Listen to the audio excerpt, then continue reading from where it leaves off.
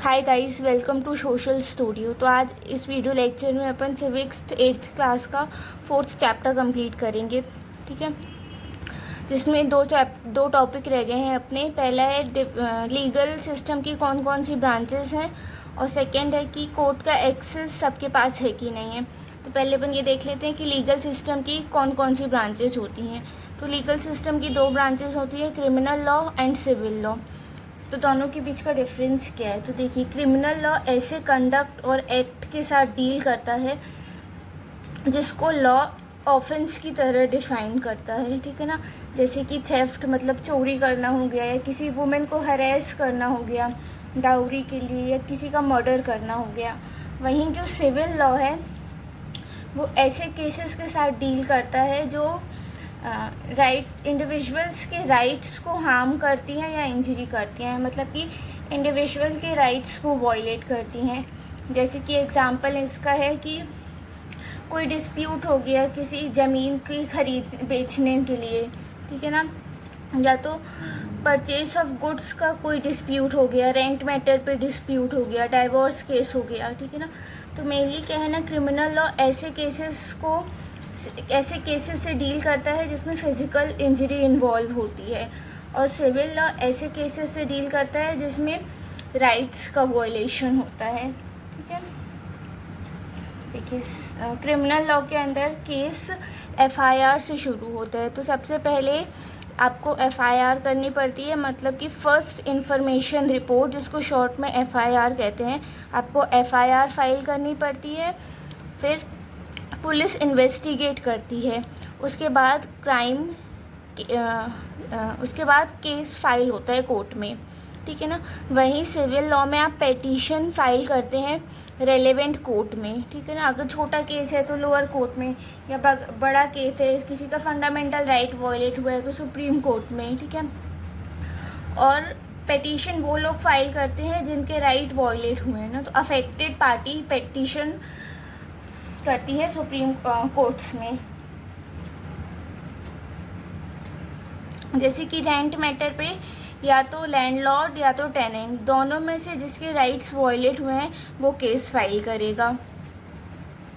और अगर आप क्रिमिनल लॉ के अंदर गिल्टी पाए जाते हैं तो आपको जेल भेजा जा सकता है या आपको फ़ाइन भरना पड़ सकता है, और यहाँ तक आपको डेथ पेनल्टी भी हो सकती है।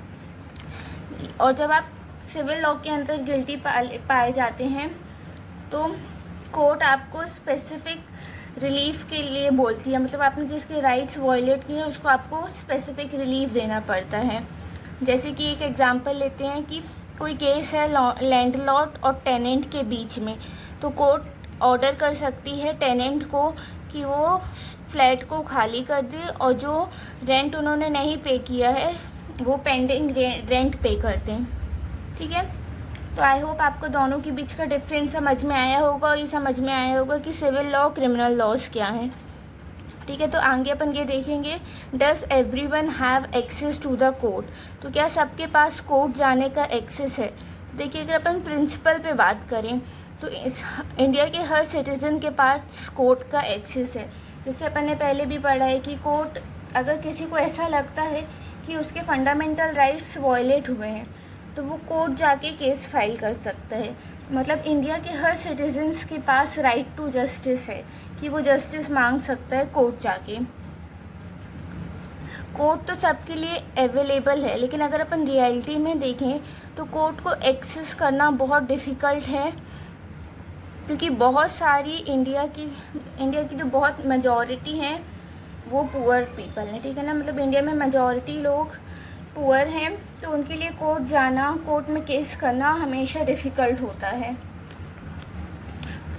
तो देखिए, डिफ़िकल्ट क्यों होता है? क्योंकि जो लीगल प्रोसेस है ना, उसमें बहुत सारा मनी लगता है, बहुत सारा पेपर वर्क लगता है, और बहुत सारा टाइम लगता है, जो कि एक पुअर पीपल नहीं अफोर्ड कर सकता। देखिए, जो पुअर पीपल है ना, वो इतने पढ़े लिखे तो होते नहीं है, वो रीड नहीं कर सकते अच्छे से। ठीक है ना, तो वो पेपर वर्क कैसे समझ पाएंगे? और इसके बाद जो पुअर पीपल्स है ना, उनकी फैमिली डेली वेजेस पे डिपेंड करती है, मतलब वो रोज़ का कमाते हैं और उतना ही रोज़ स्पेंड कर देते हैं, तो उनके पास इतना मनी है ही नहीं कि वो लीगल प्रोसेस में इन्वेस्ट कर सके। So idea of going court idea of going to court to get justice often seems remote. तो पुअर पीपल को ये लगता है कि कोर्ट जाना और जस्टिस पाना उनके लिए एक्सेसिबल है ही नहीं, ठीक है ना। मतलब वो कोर्ट जाके जस्टिस पा ही नहीं सकते हैं, तो वो कोर्ट जाना अफोर्ड ही नहीं कर सकते हैं। तो सुप्रीम कोर्ट ने इस प्रॉब्लम को सॉल्व करने के लिए कि पुअर पीपल भी जस्टिस पा पाएँ, ठीक है, तो सुप्रीम कोर्ट ने अर्ली 1980s में एक मैकेनिज़्म तैयार किया जिसका नाम है पब्लिक इंटरेस्ट लेजिटेशन, जिसको अपन शॉर्ट में PIL कहते हैं, ठीक है। तो PIL क्या होता है? तो देखिए, PIL कोई इंडिविजुअल या ऑर्गेनाइजेशन फाइल कर सकती है सुप्रीम कोर्ट या हाई कोर्ट में उनके बिहाफ में जिनके राइट्स वायलेट हुए हैं। अगर किसी कम्युनिटी या किसी पर्सन के राइट्स वायलेट हुए हैं और वो खुद कोर्ट जाके केस नहीं कर सकता, तो उसके बिहाफ पे कोई और इंडिविजुअल या ऑर्गेनाइजेशन कोर्ट में PIL फाइल कर सकता है, ठीक है। तो देखिए, PIL की वजह से लोगों को और ज़्यादा जस्टिस मिल पाई है और लोग और ज़्यादा कोर्ट तक पहुंच पाए हैं। और PIL ने लीगल प्रोसेस को भी बहुत ज़्यादा सिंप्लीफाई कर दिया है, क्योंकि आपको बहुत ज़्यादा पेपर वर्क की ज़रूरत नहीं है। आपको एक लेटर या टेलीग्राम सुप्रीम कोर्ट या हाई कोर्ट में भेज सकते हैं, जिसको PIL के जैसे ट्रीट किया जाएगा, ठीक है ना। और देखिए, जब PIL आया तो अर्ली ईयर्स में ना PIL ने बहुत सारे केसेस कोर्ट में फाइल किए, जिससे बहुत सारे लोगों को जस्टिस मिला, ठीक है। इसके 2 एग्जाम्पल दिए हैं आपकी बुक में। पहले ये है कि PIL के थ्रू बॉन्डेड लेबर को रेस्क्यू किया गया। तो बॉन्डेड लेबर मतलब बंधुआ मजदूर, जिनको बहुत बड़े बड़े ओनर्स अपने फैक्ट्री में कम वेजेस में रख लेते हैं, या बहुत लॉन्ग वर्किंग आवर्स में जो लोगों को अपने पास रख लेते हैं काम में, तो उनको अपन बॉन्डेड लेबर कहते हैं, ठीक है ना। तो उनकी जो वर्किंग कंडीशन होती है ना, वो बहुत इनह्यूमन होती है। मतलब उनके वर्किंग आवर्स बहुत लंबे रहते हैं, छुट्टियां नहीं मिलती हैं, ठीक है ना। इसके अलावा उनकी सैलरीज बहुत कम रहती है। तो जो उनके साथ डिस्क्रिमिनेशन हो रहा था या जो उनके साथ ये गलत हो रहा था, उनसे PIL के थ्रू उनको रेस्क्यू किया गया, ठीक है। और सेकेंड ये है कि बिहार में क्या हो रहा था, बहुत सारे प्रिजनर्स ऐसे थे जिनकी पनिशमेंट का पीरियड पूरा हो गया था, उनकी पनिशमेंट पूरी हो गई थी, लेकिन तब भी उनको जेल से नहीं छोड़ा जा रहा था, ठीक है ना, तब भी वो जेल में थे। तो इन लोगों के राइट्स PIL के थ्रू सेव किए गए और इनको जस्टिस दिलाया गया। इसके अलावा जो मिड डे मील्स है ना, जो कि चिल्ड्रन को मिलता है गवर्नमेंट स्कूल में, तो गवर्नमेंट स्कूल में जितने भी चिल्ड्रन पढ़ रहे रहते हैं उनको एक टाइम का खाना स्कूल में मिलता है। तो ये मिड डे मील स्कीम भी PIL की वजह से है। तो देखिए, आपकी ये फ़ोटो देखिए, तो देखिए इस फ़ोटो में ये दिखा रहे हैं कि 2001 के आसपास राजस्थान और उड़ीसा में बहुत सूखा पड़ गया था, मतलब ड्रॉट की कंडीशन आ गई थी, जिससे बहुत सारे लोगों के पास खाना नहीं था, ठीक है। और सेकेंड फ़ोटो देखिए, तो सेकेंड फ़ोटो में ये दिखा रहे हैं कि जो गवर्नमेंट के गोडाउन्स है ना, तो गवर्नमेंट के पास गोडाउन्स रहते हैं जिनमें वो बहुत सारा ग्रेन स्टोर करके रखते हैं, जिसमें जब सूखा पड़ जाए या कोई नेचुरल क्लाइमिटी आ जाए तो वो फूड डिस्ट्रीब्यूट कर सकें, ठीक है। तो जो गवर्नमेंट के गोडाउन्स में बहुत सारा अनाज भरा हुआ है, बहुत सारा ग्रेन भरा हुआ है, जिसको चूहे खा रहे हैं, ठीक है। ये थर्ड फोटो में देखिए क्या दिखा रहे हैं कि जब सूखा पड़ गया, लोगों के पास खाना नहीं है, ठीक है ना, तो इस सिचुएशन को हैंडल करने के लिए एक ऑर्गेनाइजेशन है पीपल यूनियन ऑफ सिविल लाइबर्टीज़, जिसको शॉर्ट में अपन PUCL भी कहते हैं। तो इन्होंने सुप्रीम कोर्ट में PIL फाइल की और इन्होंने ये बोला कि जो अपने पास अपन को फंडामेंटल राइट्स दिए गए हैं ना, उसमें आर्टिकल 21 में अपने पास राइट टू लाइफ है, मतलब अपने पास जीने का अधिकार है। और अगर आपको खाना नहीं मिलेगा तो ऑफ कोर्स आप जिएंगे कैसे, ठीक है ना। तो उन्होंने ये बोला कि जो आपने हम लोग को फंडामेंटल राइट दिया है आर्टिकल 21 के अंदर, राइट टू लाइफ, उसमें राइट टू फूड भी इंक्लूड होता है, क्योंकि अगर लोगों के पास खाना नहीं होगा तो वो ज़िंदा नहीं रह पाएंगे, ठीक है ना। तो उन्होंने इस बेसिस पे सुप्रीम कोर्ट में PIL फाइल कर दिया कि लोगों का fundamental right to life violate हो रहा है। तो सुप्रीम कोर्ट ने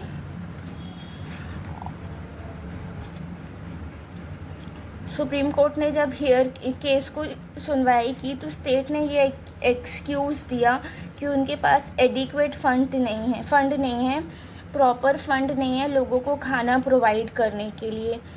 तो उनने जो ऑर्गेनाइजेशन थी उन्होंने बोला कि ऐसा नहीं है आपके पास फ़ंड नहीं है, आप गोडाउंस में देख लीजिए कि बहुत सारे गोडाउंस में बहुत सारा ग्रेन भरा हुआ है, तब भी आप आम लोगों में ग्रेन्स नहीं बांट रहे हैं। तो सुप्रीम कोर्ट ने स्टेट को बोला कि ये स्टेट की रिस्पॉन्सिबिलिटी है और स्टेट की ड्यूटी है कि वो सबको खाना प्रोवाइड करे, ठीक है। और ये तो अब फ़ोटो नंबर 4 देखिए। तो इसके बाद ही सुप्रीम कोर्ट ने गवर्नमेंट को डायरेक्ट किया कि गवर्नमेंट इस लोगों को एम्प्लॉयमेंट दे, ठीक है ना, मतलब लोगों को रोज़गार दे जिससे लोग पैसे कमा सकें और उनको खाना प्रोवाइड करे कम प्राइस में, ठीक है ना, गवर्नमेंट राशन शॉप के थ्रू। इसके अलावा वो जो बच्चे हैं उनको इस गवर्नमेंट स्कूल में मिड डे मील मतलब एक समय का खाना प्रोवाइड करें।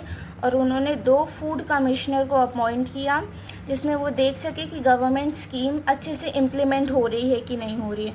तो आई होप आपको चारों फ़ोटो का मतलब समझ में आया होगा। तो देखिए जो कॉमन पीपल है ना उनके लिए कोर्ट को एक्सेस करना मतलब जस्टिस को एक्सेस करना। अगर वो कोर्ट जा सकते हैं तो उनको जस्टिस मिलेगा, ठीक है ना। और कोर्ट भी बहुत क्रूशियल रोल प्ले करती है फंडामेंटल राइट को इंटरप्रेट करने में। जैसे कि कोर्ट ने ये इंटरप्रेट किया कि आर्टिकल 21 ऑफ इंडियन कॉन्स्टिट्यूशन, ठीक है ना, तो आर्टिकल 21 में जो राइट टू लाइफ दिया है उसमें राइट टू फूड इंक्लूड है। ये इंटरप्रेट कोर्ट ने किया, ठीक है।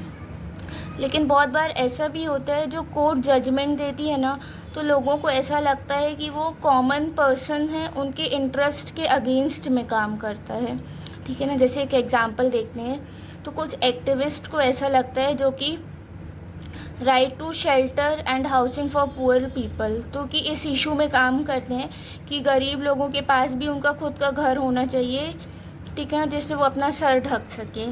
इस इशू में काम करते हैं। उनको ऐसा लगता है कि जो सुप्रीम कोर्ट जो कोर्ट ने अभी रीसेंट जजमेंट दिया है इविक्शन में, ठीक है ना, वो पहले की जजमेंट से बहुत अलग है। तो कोर्ट ने क्या जजमेंट दिया है वो देखते हैं। देखिए रीसेंट जजमेंट क्या है। तो रीसेंट जजमेंट में कोर्ट ने ये बोला है कि जो स्लम ड्वेलर्स हैं ना, जो कि सिटीज़ में छोटी छोटी बस्तियाँ बना के कच्चे घर में रहते हैं, ठीक है ना, सिटीज़ के बीच में, वो एनकरोचर है सिटी में, मतलब कि उन्होंने गवर्नमेंट की ज़मीन में अपना घर बना लिया है, ठीक है। और जो पहले का जजमेंट था जैसे कि 1985 का Olga Tellis versus Bombay municipal corporation, इसमें जो जजमेंट दिया था तो उसमें कोर्ट ने ट्राई किया था स्लम ड्वेलर्स के लाइवलीहुड को प्रोटेक्ट करने का, ठीक है। तो देखते हैं ये केस क्या है। तो देखिए ये ओल्गा टेलिस और बॉम्बे म्यूनिसिपल कॉरपोरेशन का केस क्या है। तो ये जो Olga Tellis versus Bombay municipal corporation है ना, इसके जजमेंट ने राइट टू लाइवलीहुड को राइट टू लाइफ का पार्ट बताया है। और ये जो नीचे पैराग्राफ दिया है ना, इसमें ये बताया है कि जजेस ने कैसे लिंक किया राइट टू लाइफ को लाइवलीहुड से, ठीक है ना। तो देखिए राइट टू लाइफ जो कि अपन को आर्टिकल 21 में 21 प्रोवाइड करता है, वो बहुत वाइड और बहुत फार रीचिंग है, ठीक है ना, जिसमें लाइफ का मतलब एनिमल एग्जिस्टेंस से ज़्यादा है, ठीक है ना, मतलब सिर्फ आप जी रहे हैं इससे बहुत ज़्यादा है लाइफ का मतलब। लाइफ का मतलब सिर्फ इतना नहीं है कि कोई मतलब राइट टू लाइफ में सिर्फ इतना नहीं है कि कोई आपसे आपकी लाइफ छीन नहीं सकता है, ठीक है ना। जैसे कि कोई आपको आप पे इम्पोजिशन या एग्जीक्यूशन नहीं कर सकता है डेथ सेंटेंस को। अगर आपने कोई लॉ वायलेट किया तो ऑफकोर्स आपको डेथ पेनल्टी मिल सकती है, लेकिन उसके अलावा कोई आपसे आपकी जान नहीं ले सकता है, ठीक है। तो ये एक एस्पेक्ट तो है राइट टू लाइफ का, लेकिन इसी के साथ एक इक्वली इम्पॉर्टेंट एस्पेक्ट ये है राइट टू लाइफ का कि उसमें राइट टू लाइवलीहुड भी इंक्लूड होता है, क्योंकि कोई भी पर्सन या कोई भी इंसान बिना मीन्स ऑफ लिविंग के नहीं रह सकता। तो मीन्स ऑफ लिविंग में मतलब कि मेनली बेसिक नीड्स आ जाती हैं, जैसे कि एक छोटा घर या 2 टाइम का खाना, थोड़े बहुत पैसे, ठीक है ना। तो ये मीन्स ऑफ लिविंग है, बेसिक नीड है जो किसी को भी ज़िंदा रहने के लिए पूरी करनी बहुत ज़रूरी है। तो बिना उसके कोई भी ज़िंदा नहीं रह सकता है मीन्स ऑफ लिविंग के, ठीक है। तो ये means of living he livelihood में आता है, मतलब लाइवलीहुड में बेसिक नीड्स फुलफ़िल करना, ठीक है। और उन्होंने ये बोला कि अगर आप स्लम ड्वेलर्स को, जो लोग स्लम में रह रहे हैं, उनको पेवमेंट और स्लम से निकाल दोगे, इविक्ट कर दोगे, तो वो कहीं ना कहीं जाके उनके मीन्स ऑफ लाइवलीहुड को कम कर देगा, ठीक है ना, मीन्स ऑफ लाइवलीहुड को कम कर देगा। और ये मेनली ये जो सुप्रीम कोर्ट जजमेंट दे रहा है वो सिर्फ इस केस में लागू होता है, ऐसा नहीं है कि हर केस पे इसके बाद का लागू होगा।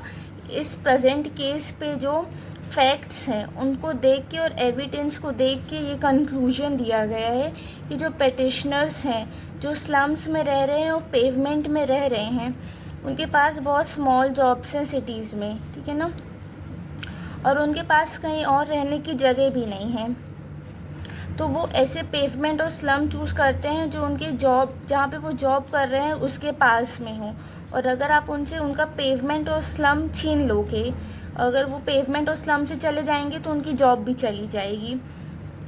तो इसमें कंक्लूजन ये निकलता है कि अगर आप पेटिशनर को इविक्ट उनकी जगह से निकाल दोगे तो उससे उनका लाइवलीहुड भी कम हो जाएगा और लाइफ भी कम हो जाएगी, ठीक है ना। अगर लाइवलीहुड के मीन्स कम हो जाएंगे, उनको बेसिक पैसे नहीं मिलेंगे, जॉब चली जाएगी तो पैसे नहीं मिलेंगे, उनकी बेसिक नीड्स पूरी नहीं होगी, तो ऑफकोर्स वो धीरे धीरे करके उनका राइट टू लाइफ भी वॉयलेट होगा और राइट टू लाइफ उनसे छिन जाएगा, ठीक है ना। तो ऐसे PIL ने इन लोगों की प्रॉब्लम सॉल्व की, ठीक है, स्लम ड्वेलर्स की प्रॉब्लम सॉल्व की, ओके। सो ये जो अभी अपन ने Olga Tellis versus Bombay municipal corporation का केस पढ़ा, ये पहले का केस है, लेकिन अभी का जो रिसेंट जजमेंट है उसमें फिर से कोर्ट ने स्लम ड्वेलर्स को एनकरोचर की तरह देखा है। तो ऐसे कुछ कोर्ट के जजमेंट है जो कि लोगों को पसंद नहीं आते हैं। और इसी से रिलेटेड अनदर इशू, एक और इशू ये है कि कोर्ट के हियरिंग में बहुत लंबा समय लगता है, ठीक है ना, बहुत समय लगता है कोर्ट को कोई भी केस हियर करने में, कोई भी केस की सुनवाई करने में। और इसी के लिए एक फ्रेज़ भी यूज़ किया जाता है, justice delayed is justice denied. मतलब आप किसी को बहुत लेट जस्टिस दे रहे हो तो जस्टिस मतलब मिलना ना मिलना एक बराबर हो जाता है। अगर किसी को बहुत लंबे समय के बाद जस्टिस मिल जाए या बहुत तकलीफ़ के बाद कोई जस्टिस मिल रहा है, तो देखिए ये प्रॉब्लम क्यों आ रही है, इतने लंबे समय में क्यों हियरिंग हो रही है या इतना लंबा क्यों पीरियड चल रहा है किसी भी केस का। तो देखते हैं कि इंडिया में कितने जजेस हैं। तो ये डेटा 2019 के हिसाब से दिया गया है आपकी बुक में। तो देखिए सैंक्शनड स्ट्रेंथ मतलब कि किसी भी कोर्ट में कितने जजेस होने चाहिए, वर्किंग स्ट्रेंथ मतलब अभी कितने जजेस हैं, और वैकेंसीज मतलब कितनी सीट्स खाली हैं। तो सुप्रीम कोर्ट में 34 जजेस होने चाहिए, 34 हैं, तो सुप्रीम कोर्ट में एक भी वैकेंसी नहीं है। लेकिन वहीं अगर अपन हाई कोर्ट देखें तो उसमें 1079 जजेस होने चाहिए, लेकिन अभी सिर्फ 655 जजेस हैं, 424 सीट्स खाली हैं। वहीं डिस्ट्रिक्ट कोर्ट में 22,644 सीट्स होनी चाहिए, जजेस होने चाहिए, जिसमें से सिर्फ 17,509 जजेस अभी हैं वहाँ पे काम कर रहे हैं, और वहाँ पे 5,135 सीट्स खाली हैं। देखिए जब इतनी सारी सीट्स खाली रहेंगी तो ज़्यादा टाइम लगेगा, क्योंकि जजेस कम हैं और कोई भी जज एक बार में एक ही केस की सुनवाई कर सकता है, और जज कम रहेंगे तो केस की सुनवाई में ज़्यादा टाइम लगेगा। इसलिए एक रीज़न ये है कि ज़्यादा समय क्यों लगता है सुनवाई में, क्योंकि जजेस कम हैं, ठीक है। तो इसी से रिलेटेड एक एग्जांपल भी दिया है। तो देखिए क्या होता है, 23 मुस्लिम फैमिली जो कि हाशिमपुर मेरठ में रहते हैं, तो उनके कुछ मेंबर्स को किल कर दिया गया, मार दिया गया 22 मई 1987 में। तो उनकी जो फैमिलीज़ हैं उन्होंने 31 ईयर तक केस किया, जस्टिस के लिए लड़ाई करी, 31 ईयर बाद जाके उनको जस्टिस मिला, ठीक है ना। और क्योंकि केस की सुनवाई में और ट्रायल में बहुत ज़्यादा देरी हो रही थी, मतलब बहुत बहुत बहुत देर में ट्रायल्स हो रहे थे, कोर्ट की डेट्स बहुत बहुत देर में आ रही थी।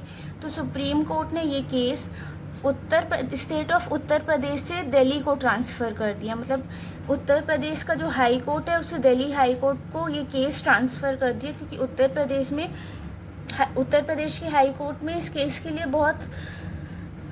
केस को सॉल्व करने के लिए बहुत लॉन्ग टाइम पे हियरिंग हो रही थी। मतलब बहुत लंबा पीरियड आ रहा था बीच में।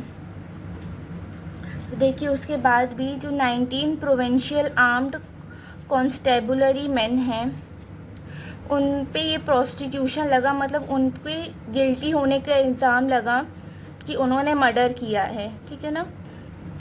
और 2017 तक सिर्फ 3 प्रोस्टिट्यूशन विटनेस को, मतलब 19 में से सिर्फ 3 को एग्ज़ामिन किया गया, 3 लोगों की बस सुनवाई हुई। फिर फाइनली दिल्ली हाई कोर्ट ने 31 दिसंबर 2018 में जाके सब एक्यूज्ड को कन्विक्ट किया, ठीक है ना। 31 ईयर्स बाद उनको जस्टिस मिला। तो 31 ईयर तो कितना लॉन्ग टाइम है ना। इतने में तो किसी की भी, तो देखिए तो इतना ज़्यादा टाइम लगता है ना किसी भी केस को सॉल्व होने में।